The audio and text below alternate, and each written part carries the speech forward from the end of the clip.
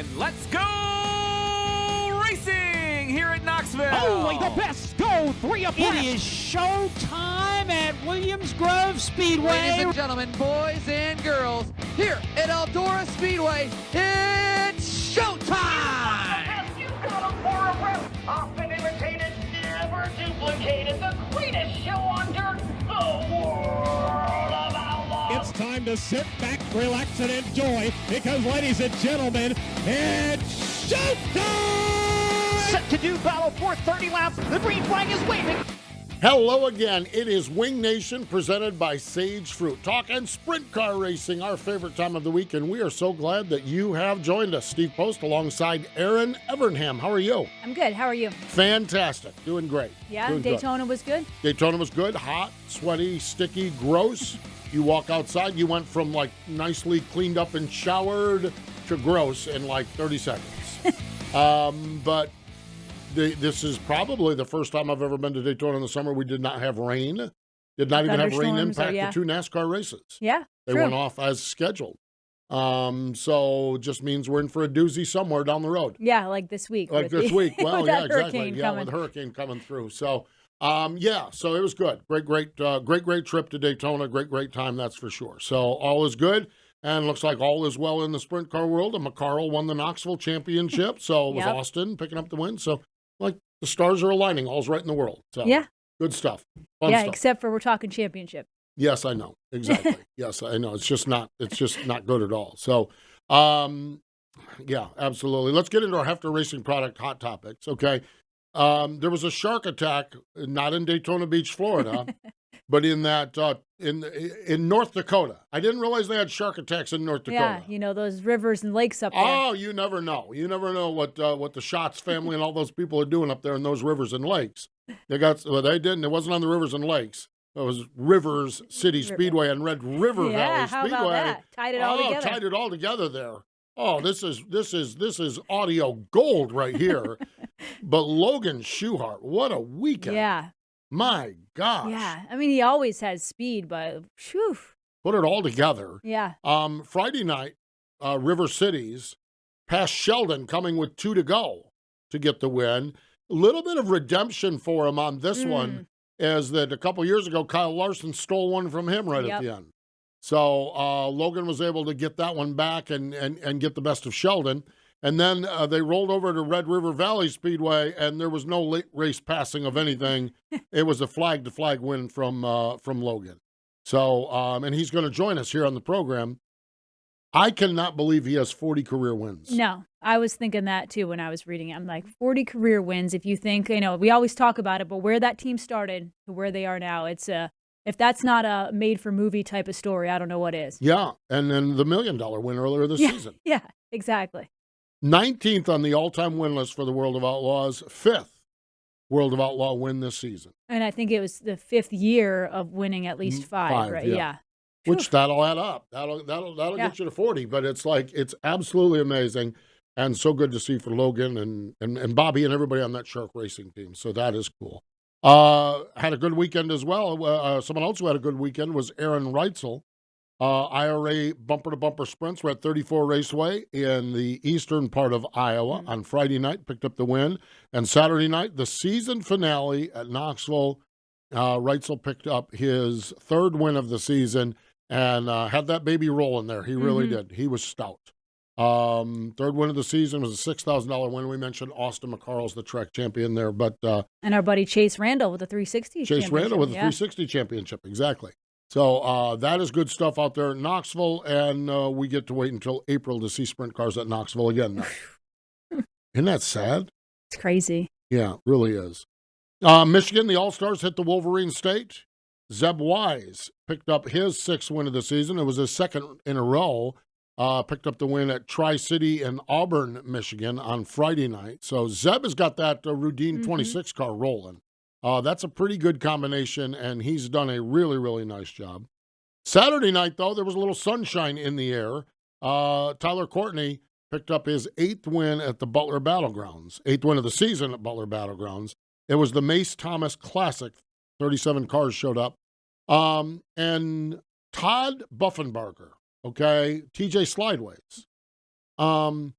he tweeted a little bit about this, and this is a theme that I had talked about a couple years ago, going to Butler, and it wasn't bad. Butler has had a history of being brutal at times. And I went a couple years ago, and it was, okay, this is all right.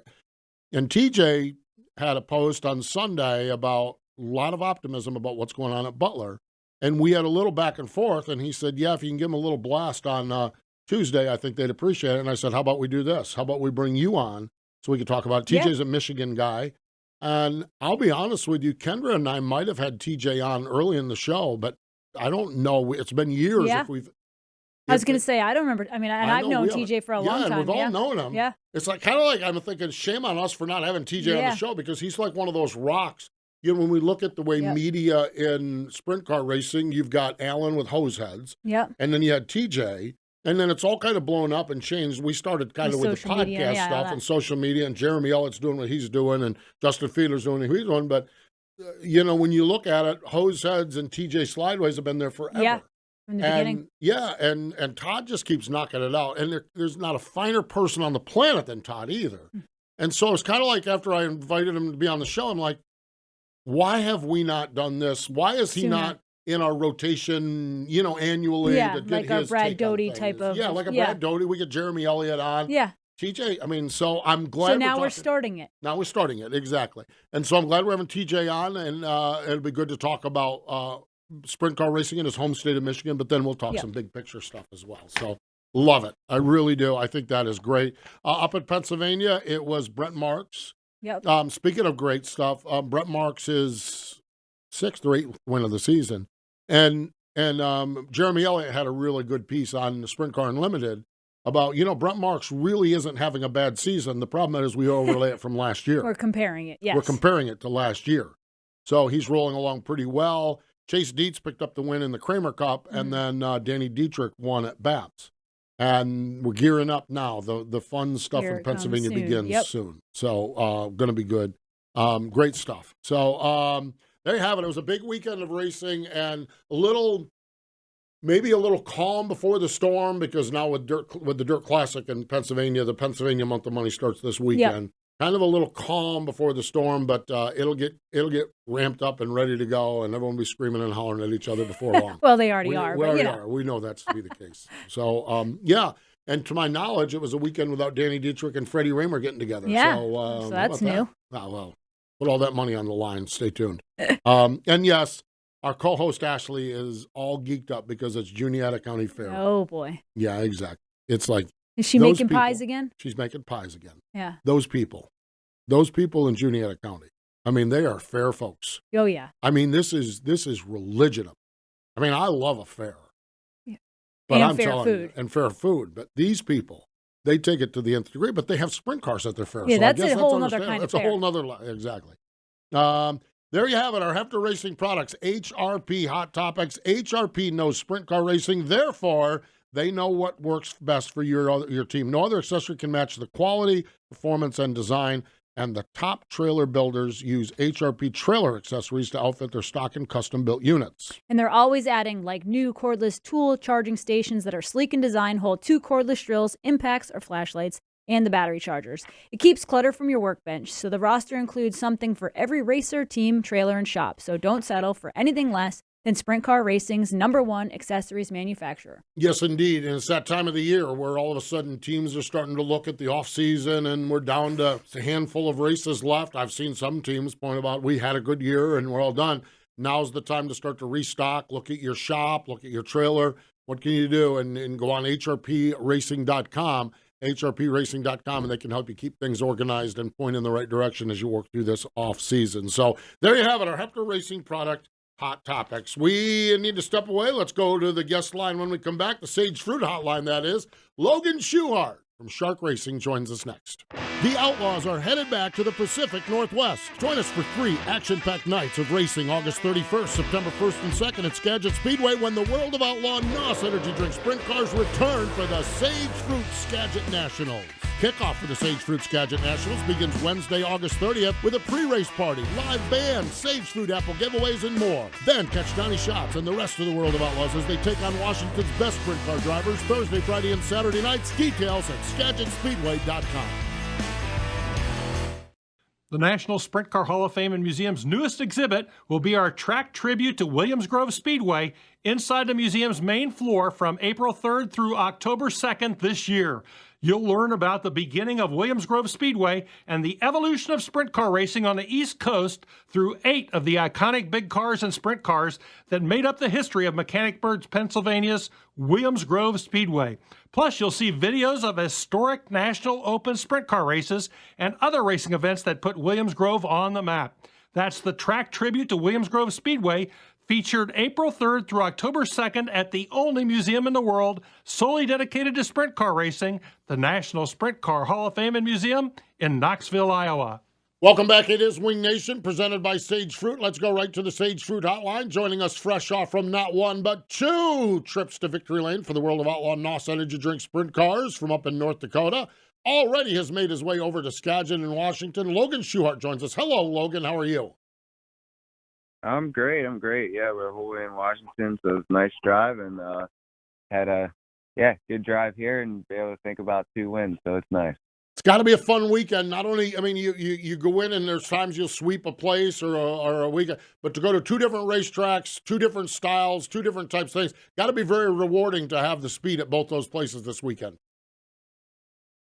Sure. The River City has kind of always been good to us. I feel like, as far as a points perspective, you want to go to the tracks that you've, had good finishes in the past and kind of capitalize on it. And usually River Cities is one that we feel good about going to, but, we won there in 2019, a little bit, definitely a different style racetrack that night. It was real dry, slick, and slow, and Friday night was really hammered down and really fast. So just nice to get a win. And, at that racetrack, it's a fun one. And to go to Saturday and, a place that, we've kind of been fast there in the past also, never won there before, but, got passed by Donnie with a few laps to go a couple years ago. But, 2 wins on the weekend. It's just really awesome to be able to win 2 races like that.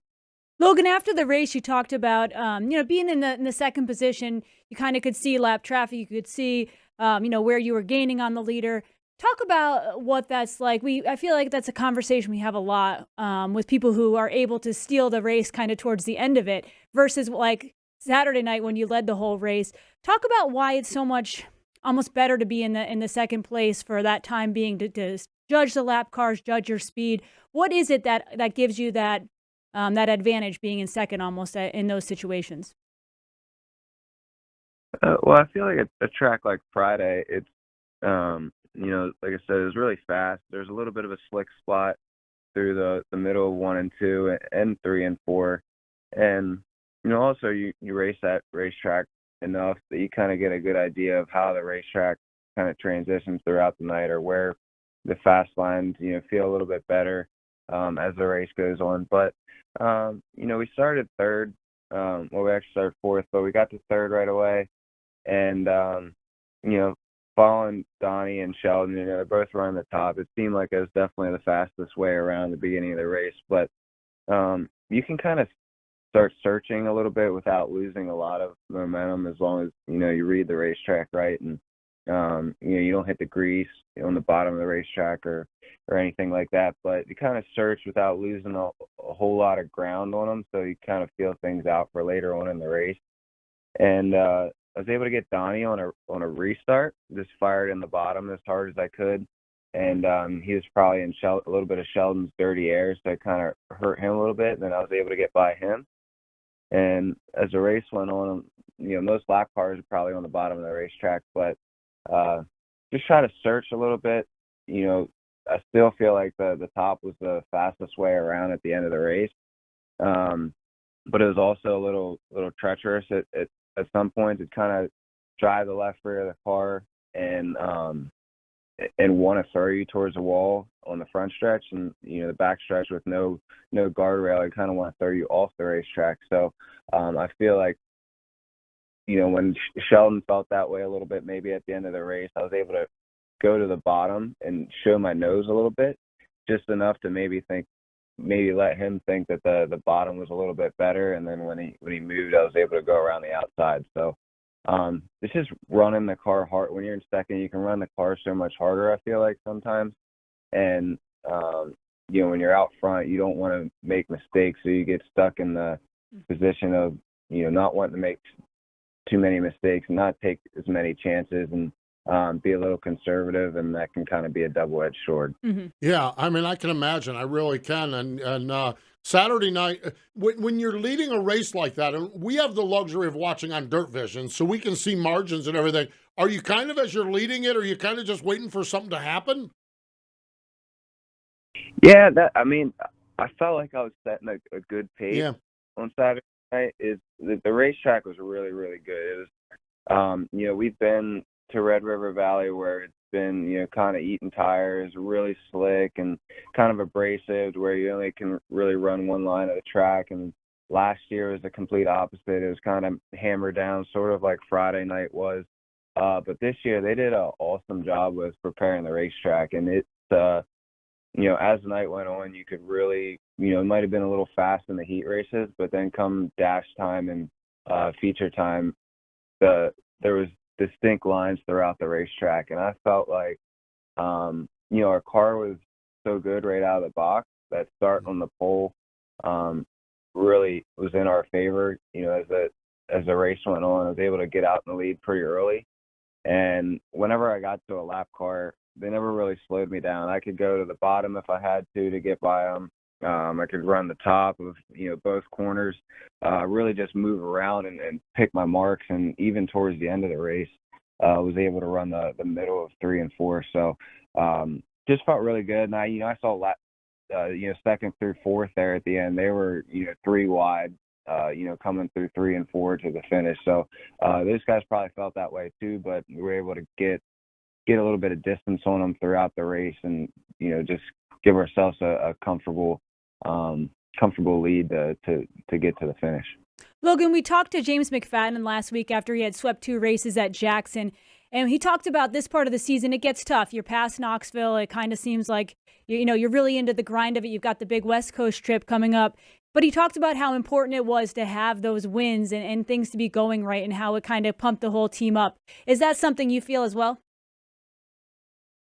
Yeah, I said a couple weeks ago that I feel like we really put ourselves in a hole as far as the championship standings are concerned. But I just wanted to win as many races that we could throughout the rest of the year and be as consistent as possible, that we can build on something for next year.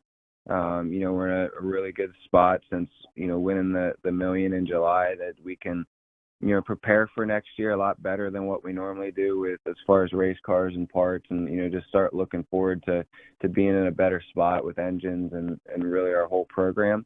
But the rest of this year, just focus on winning races, be consistent. And, I just told our guys before the weekend that I wanted to have we seem like we've been up and down lately. One night we'll be on the podium or contending for a win. The next night we're 11th or 12th. So I wanted to, have a consistent weekend, and obviously it couldn't have been any better than what it was. So I'd like to continue doing that. Skagit's been good to us. The only other place that we've swept a weekend was at Skagit. So hopefully that plays in their favor. We can come here and run really well also. That is so cool. Yeah, it really, truly is, for sure. Changes in the Shark Racing camp with Jake stepping aside there a little bit. And you've got Tanner Holmes as a teammate. Now, Tanner doesn't have a lot of experience, but is a change on the teammate a fresh perspective? How is that blend and how is that balance going as you guys bring Tanner along? Yeah, Tanner's a great kid. He's, at Knoxville, and they talk about who to put in the car maybe for the rest of the year. His name came up. We felt like he was a good fit for going to, the West Coast. It's some tracks that he's been familiar with. He's also, owns his own team. It's a family-owned car, so, we can relate to that. We felt like he's a gasser. We've watched him race before. He's ran really well. He gasses it up when he needs to, but he also understands what it's like to own his own car and, hopefully not tear stuff up. So, we realize stuff happens, but, you don't want somebody in there that's careless either. So Tanner seemed like a good fit for the cars. We've getting along really well with his family and him. And, we think he's doing a great job. So hopefully that, continues when we come out to the West Coast. And, I enjoy having him as a teammate. Logan, let's talk a little bit more about the West Coast. You mentioned Skagit's been really good to you in the past, but then you guys go down the Gold Cup and hit some other races in California. What is it like this time of the year? I know your girlfriend posted some really nice pictures from somewhere out there in the state of Washington. What is it like this time of year? I mean, not only just the races, but the time you get to maybe do a little sightseeing between the races. Oh, for sure. This trip from North Dakota to Washington State is the most beautiful drive that we do all year, no doubt. So we look forward to it. I'm not somebody that likes being stuck in sitting down for 12 hours a day. I'm not used to that. I like to go and doing stuff or not sitting down for 12 hours. But if you're going to, this is the nicest drive that we do all year for sure. It's very scenic, very pretty, and I just enjoy the Pacific Northwest. I think it's awesome being up this part of the country. It's really pretty. So it's fun to be racing out here and be out here at this time of the year. Yeah, you guys made a lot of good time getting over there. You're over there. It's Tuesday noon Eastern time, and you're already there in Washington. Do you have something specific you like to do when you're there in Skagit? Is there a specific activity or something you really are looking forward to between now and Thursday night when things tee up again? Well, last year we went to a Motley Crue concert. I don't think we're doing that this year. That was really cool. But no, we'll rent a car. There's some really cool. I like the outdoors. There's some really cool spots to just go hiking. So we try to do a little bit of that and just kind of check out the scenery. Like I said, it's one of the coolest spots as far as that goes. But just check out some of that and go hiking. I feel like there's not a better spot to do that than this part of the country. I'm curious because I have recently started hiking as well. Is the balance of the noise of racing and the quiet of hiking, do you find that a good combination for yourself? Yeah, I think that's why. So I'm known to be a hunter too, and I tell everybody that I talk to, I don't need to. I like to just sit out in the woods. That's for me. The craziness of racing sometimes, which we all love so much, but to just sit out there and kind of take in nature and all that stuff, I love that. So you get that with hiking too, just walking through the woods, and I enjoy it. Yeah, we were in Phoenix earlier this year for the Cup race. Georgia Henneberry, who does stuff on flow racing, she was with us, and we spent the afternoon at Phoenix, and then we went back to the hotel, got us comfortable, and went hiking, and 2 hours later, we're in the middle of nowhere where it's peace and quiet. I just find that, I found that fascinating as I've kind of recently discovered hiking as well. That is good stuff, that's for sure. Well, I'll tell you what, Logan, we always appreciate the conversation. We wish you continued success, and thanks for the time joining us this week on Wing Nation. Yeah, thanks for having me again. Appreciate it. There we go. Logan Schuchart, that's Shark Racing Dryden, number 1 S car. 2 wins this past weekend. We need to step away. When we come back, TJ Slideways, Todd Buffenbarger. He joins us next.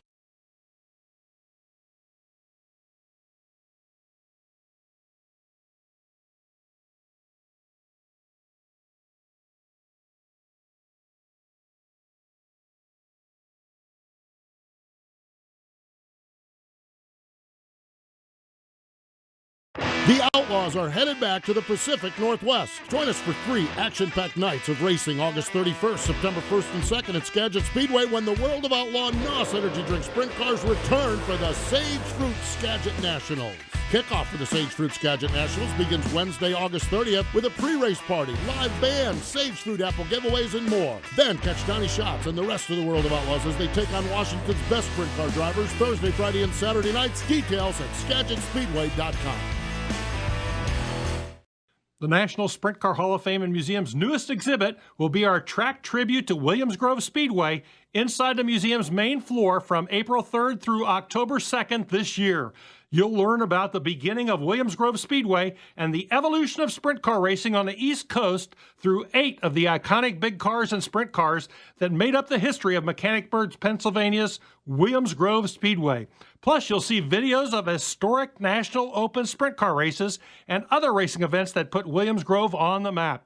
That's the track tribute to Williams Grove Speedway, featured April 3rd through October 2nd at the only museum in the world solely dedicated to sprint car racing, the National Sprint Car Hall of Fame and Museum in Knoxville, Iowa.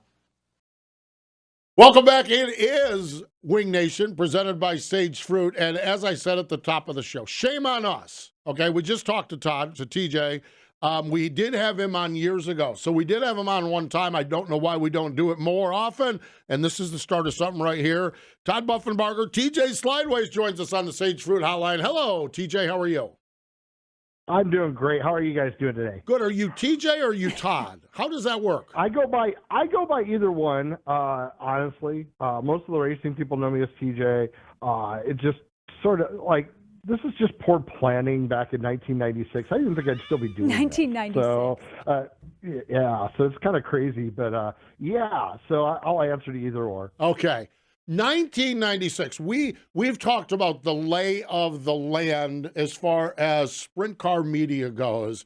1996, there wasn't much around as far as sprint car coverage. Where'd you come up with the idea for TJ Slideways, and how did you put that all together? I was a college kid with a really bad social life, and just had time to kill, to be honest. And I always wanted to write, and I thought, well, this would be a good medium. I'm starting, and at the time I was a music education major of all things. I was just getting ready to switch over to IT-related majors and stuff. So it worked out. We, came up with it from scratch and started writing it. It just took fire from there. TJ, we talk about, your site and hose heads from back in the day. That's like when I first started really racing in sprint cars. That's where you got all your info. How has it been for you to see the whole media platform change with social media and all the chaos that we all live now? But for you, having a website that is so popular, how have you managed that? It's been interesting because now I don't have to run around and find spots to do my work. I've worked for quite a while from wherever I was. Mm-hmm. I mean, so that's been the biggest change.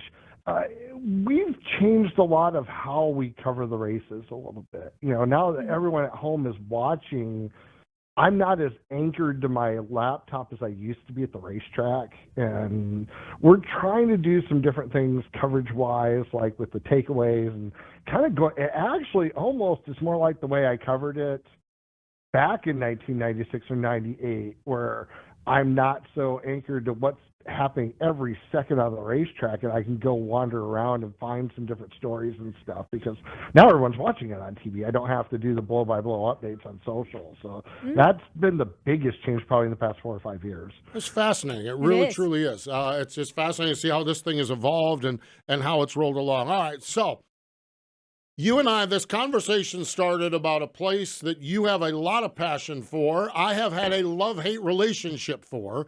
The Butler Battlegrounds, Butler Speedway up in Quincy, Michigan. The last time I was there, I'm like, there's a glimmer of good stuff going on here. You were there Saturday night, TJ, and it seems like Tim Wilbur and the gang have things in a really good direction up there at the Battlegrounds.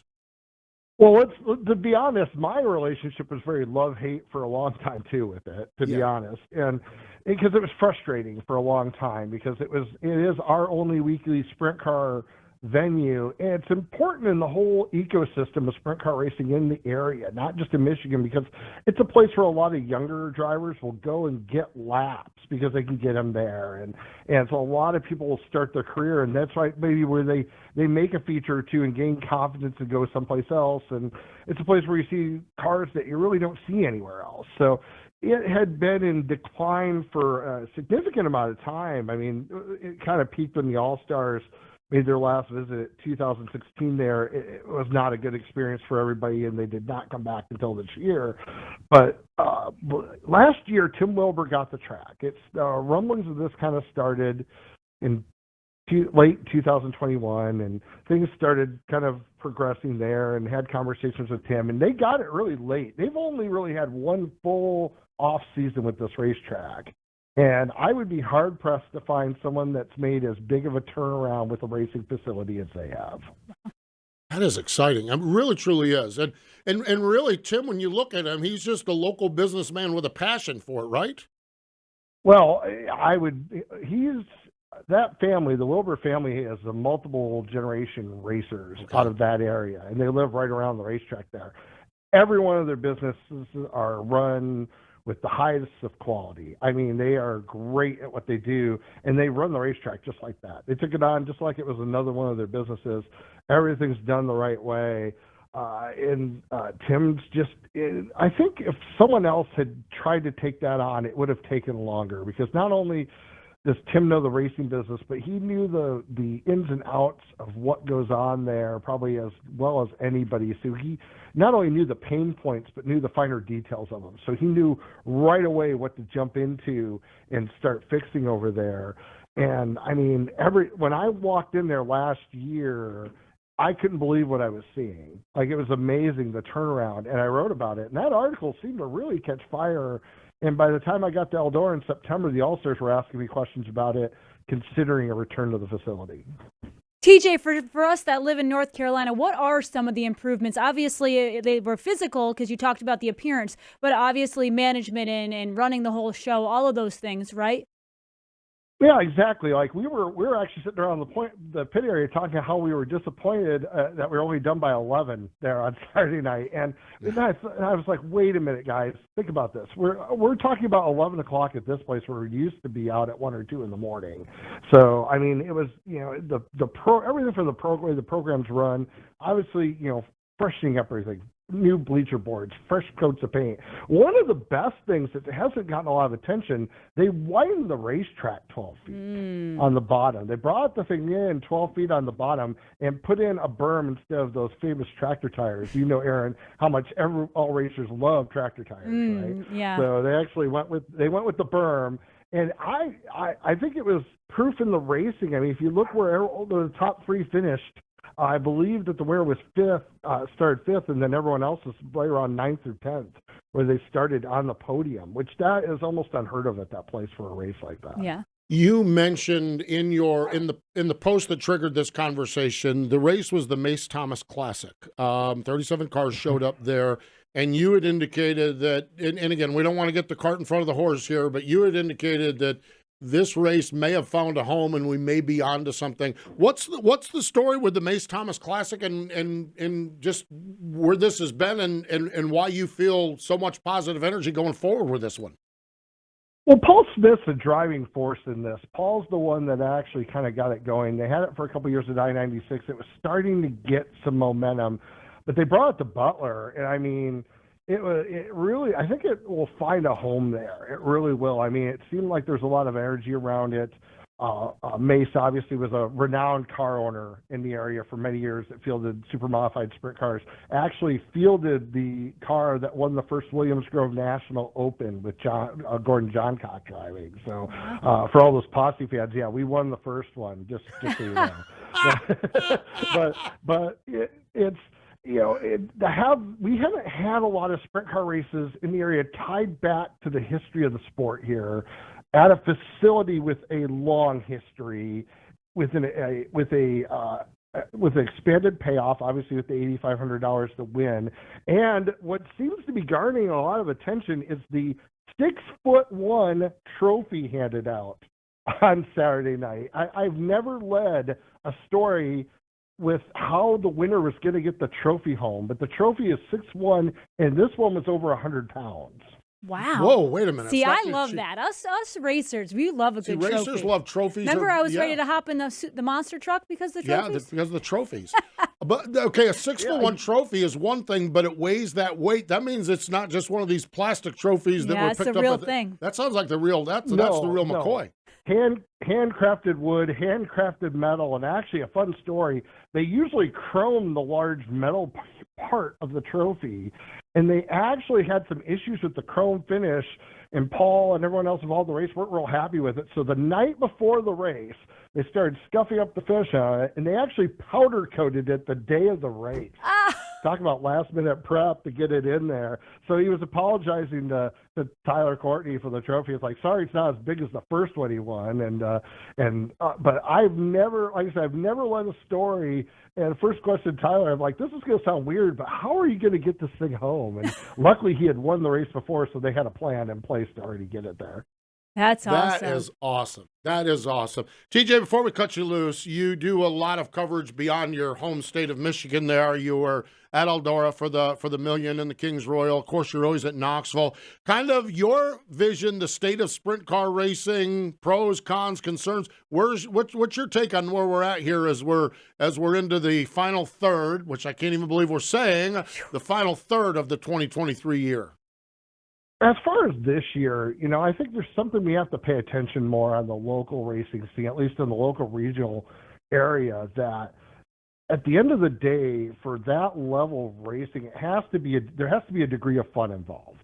And it's not just with the racers either. It's like the officials and everyone operating these series. Because when you get down to that level, it has to be fun for everyone involved. You have to enjoy who you're working with, who you're racing with, whatever.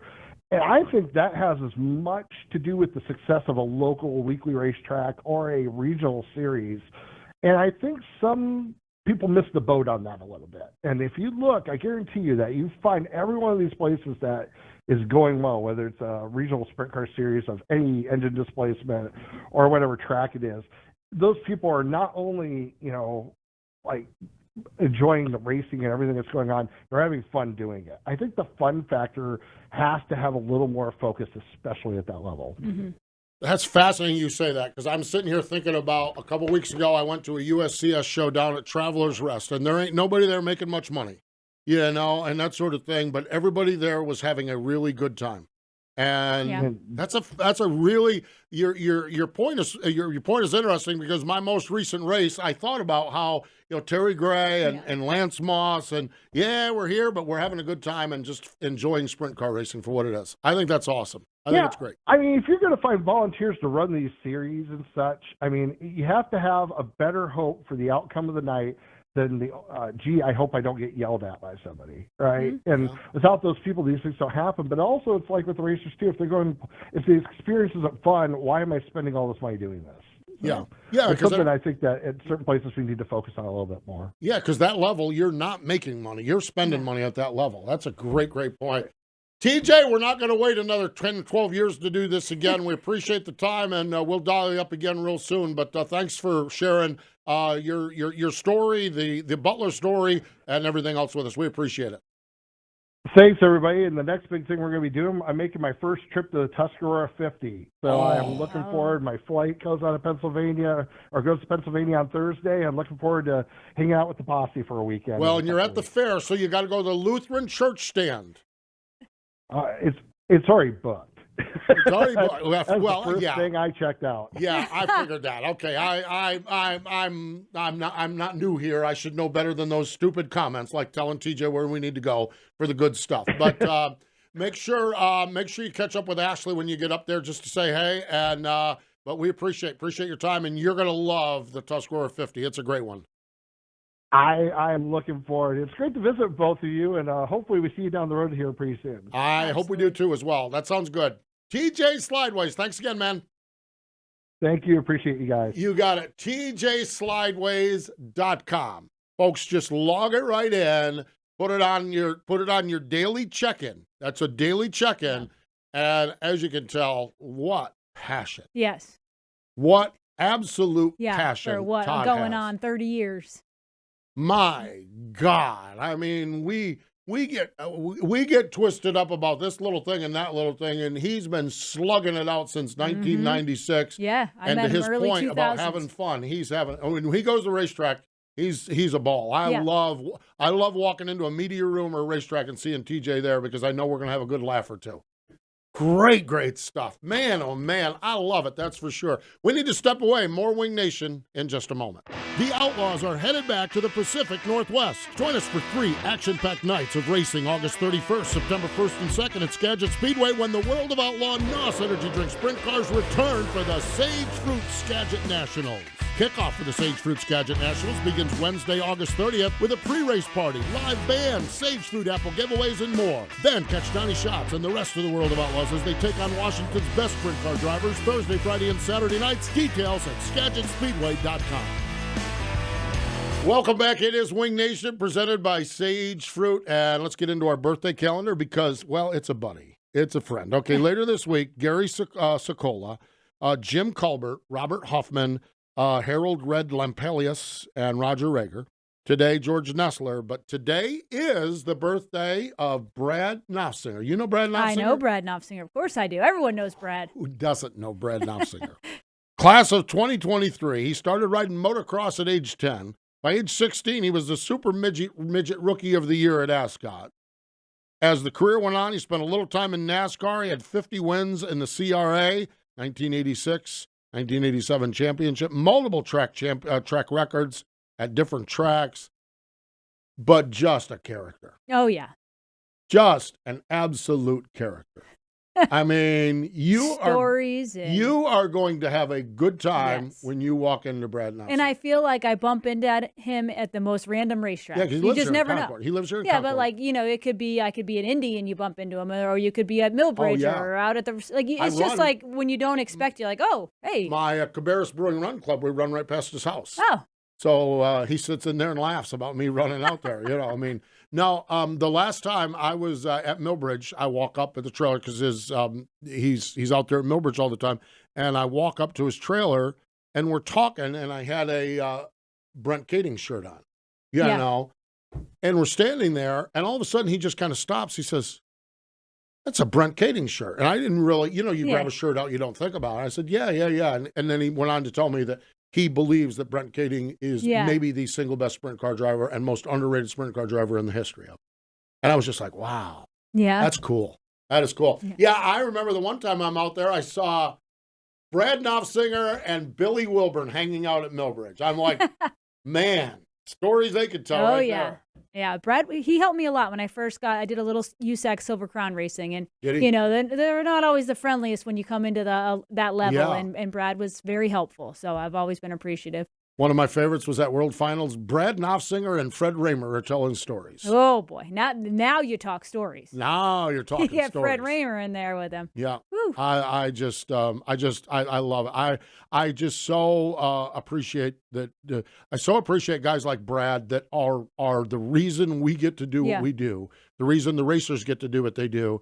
And for him to stay just as active and passionate and fun-loving, and I have huge respect for guys like Brad. And today's his birthday, and we're celebrating on the birthday calendar. So you can become a supporting member of the National Sprint Car Hall of Fame and Museum. Only $25.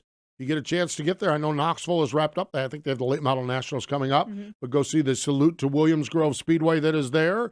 That $25 gets you $25 membership, gets you free admission to the museum and 10% discount on all museum store items. So World of Outlaw NOS Energy Drink Sprint Cars are headed west. The Sage Fruit Skagit Nationals. Man, this is going to be epic. Yeah. Wednesday night, Fan Fest party from 5 to 8. Drivers, barbecue, music, Sage Fruit Kids Zones, and Erin Thursday, Friday, Saturday. Woo! Batten down the hatches. They're going to be writing some checks up there. They really are. Thursday and Friday night, $10,000 to win, and Saturday, $26,000 to win.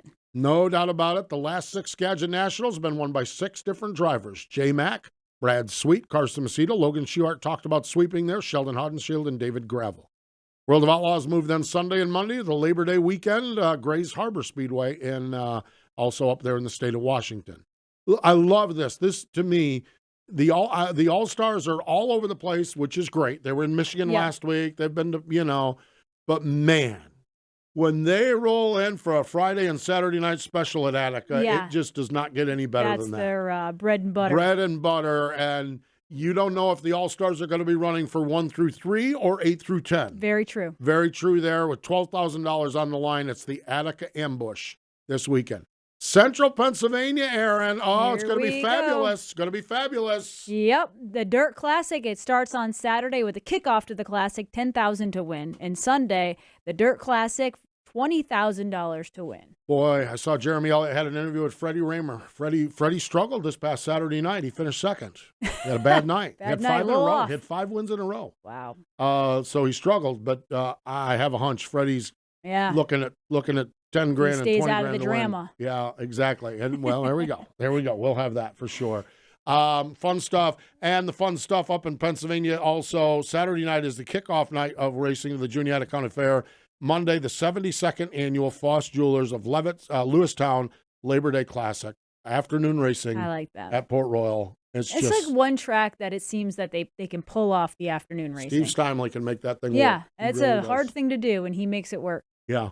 It is, you know, I mean, we started the show, we talked about it. We're bummed because we're talking about championships, but boy, this next month, this World of Outlaw Point battle we have is phenomenal. Okay. Now Bradley's starting to become Brad, ruin everything. No, I mean, it's like we're seeing David will have a struggle, then Carson will have a struggle, then David will have a struggle. And then they're another 12 points on, and Brad just keeps picking boom, away. Boom, boom. Brad Sweet is just phenomenal where he's at right now. Just phenomenal. I mean, it's fun to watch excellence, and we get to see it with Brad, especially when you have David and Carson and then Logan in the next tier of drivers. They are throwing everything at Brad. And he's just like, okay, I'll finish second. Yeah. I'll finish third. Go ahead and win the race. I'll see you up there on the podium. We'll all get a picture made. And someone else decides to win. I'll see you up there on the podium. The guy is amazing. And it's going to be a fun fall season because they also roll into Pennsylvania for a weekend at Williams Grove and a weekend at Port. So it's all really, really good. The month of money in Pennsylvania up there at, with the Tuscarora 50. I love that TJ's going to the Tuscarora 50. Me too. Man, it just means we get more good coverage from there, too, because he does such a great job. Fun stuff. Fun show. It was a fun show. Yeah, Logan Schuchart and Todd Buffenbarger, TJ Slideways, joining us on the program. So, fun stuff. And let's see, the Labor Day weekend show. Man, oh, man, that doesn't seem possible. It really doesn't. Wow. Going to Darlington, we're going to see if one of our sprint car guys, maybe Larson or Bell or someone like that, or Stenhouse, can start toward a Cup championship.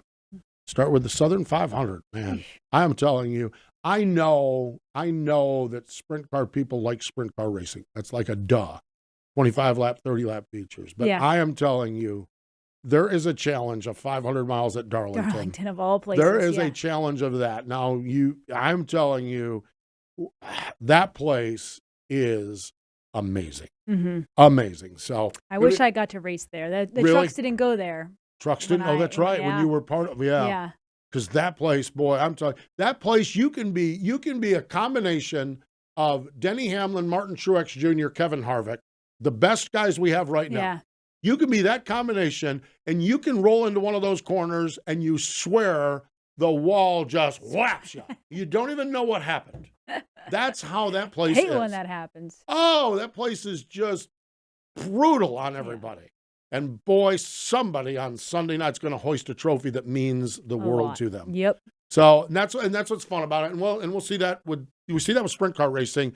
The tough ones are the big ones, and that's what we got. Yep. So it's going to be awesome. It'll be an awesome weekend and awesome month of September. That is for sure. So with that, we're going to get on out of here. Again, we appreciate Logan and Todd joining us here on the program. More important, coming up, speaking of Washington, man, I love this one too. We talk on our TV show with Trey Starks. The Washingtonian? Yes. Oh, yes. Ashley's created a new word, which might create a new T-shirt. Which is, you've got to tune into our TV show to find out what she's talking about. Rev TV Wednesday night, Mav TV on Friday afternoon. Our guest is Trey Starks. Love the Trey Starks story, too. We had talked to him a year or two ago, you and I did, and that's continued to evolve. And now it's like he didn't run from sprint car racing. He ran to a family business that he needed to be part of, and sprint car racing, 410 sprint car racing is running to him now. Yeah. And, man, he's like living right and living large. Got 5 wins, and he wouldn't mind win number 6 one time this weekend. Yeah. A Sage Fruit Skagit Nationals. So, yeah, Trey Starks is our guest. All right, back to the close. We do appreciate our guests joining us here on the program, but more important than all of that, thank you for joining us this time here on Wing Nation, presented by Sage Fruit.